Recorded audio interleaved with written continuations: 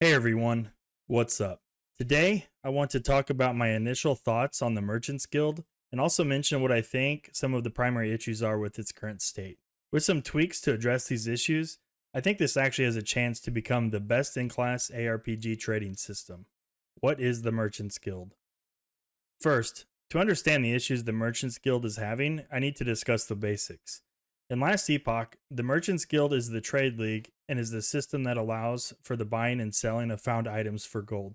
Once you reach Act 9 near the end of the campaign, you will be given the option to join one of two factions, one being the Circle of Fortune for self-found, or the Merchants Guild for individuals that want to partake in trade. Once you've selected the Merchants Guild, you now have the ability to visit the bazaar and can begin trading items. Pressing the Y button to open the factions menu and then selecting Visit Bazaar is the quickest way to do so. However, there is a catch.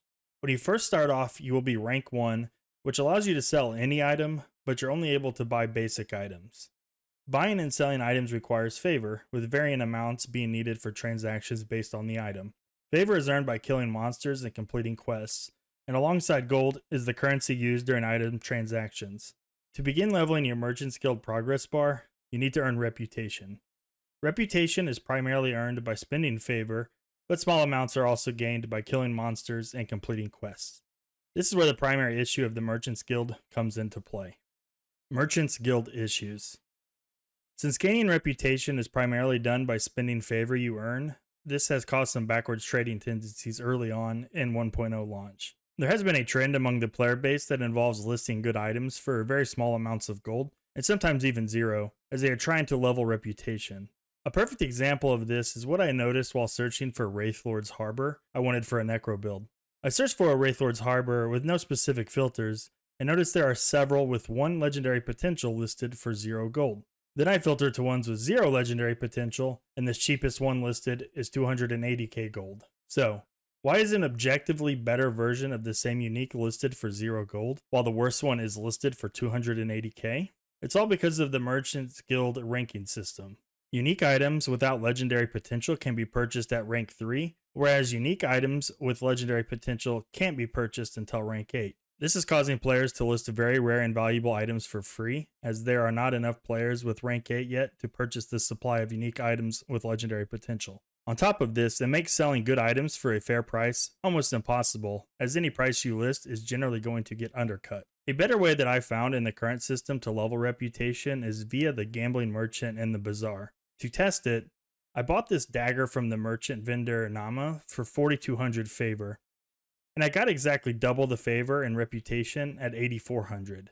The other perk using this method is there isn't a gold cost when gambling on items from the merchant, so it would be similar to purchasing a 0 gold item from a regular bazaar stall. To address the reputation grind issue, I think they either need to lower the reputation requirements for all exalted items and all unique items, since those are the most important, or simply increase the amount of reputation earned by killing monsters, so reaching the higher ranks is easier to accomplish by just playing the game versus being forced to purchase items you don't want or need. In its current state, I think an average player is going to struggle to get to rank 8+. Speaking of bazaar stalls, this is something else I see as a potential issue, although not quite as important as the previous issue I demonstrated. While I think it is fine to have multiple stalls to make the bazaar feel alive, there are way too many, which can offer terrible quality of life. Instead of having a singular, two-handed weapon dealer, there are separate ones for axes, swords, spears, bows, etc. There are also separate idle stalls for each class, which seems a bit odd. This is very painful when price checking gear you want to sell, or just purchasing gear in general, as you have to go to the individual stalls to do so. I think they need to reduce the number of stalls by combining some, and also just improve the general layout of the bazaar. I also think they need to add some price checking quality of life, such as a singular NPC near the waypoint to price check all item types in a one-stop shop, or even better, an in-game tool similar to Awakened PoE, but I'm sure that's not realistic at this point. So, what do you think? Can the Merchants Guild be improved to be more user-friendly to those wanting to partake in trade? Is the current system enough to make you want to try the Merchants Guild, or are you going to stick with the Circle of Fortune? Let me know in the comments below, and please like and subscribe if you want to see more Last Epoch videos in the future.